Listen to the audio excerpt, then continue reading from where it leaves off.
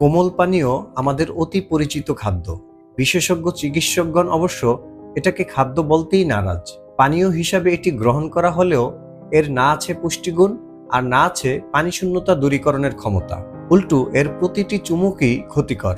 আয়ুর্বেদ শাস্ত্রে বলা হয় চিনি বিষবৎ পরিত্যাজ্য, আর চিকিৎসা শাস্ত্রে চিনিকে বলা হয় হোয়াইট পয়জন। কোমল পানীয়তে phosphoric acid, caffeine, carbon dioxide, কৃত্রিম চিনি সহ নানা ধরনের রাসায়নিক উপাদানের মিশ্রণ থাকে। 355 মিলি কোমল পানীয়তে রয়েছে 12 চামচ বা 40 গ্রাম চিনি।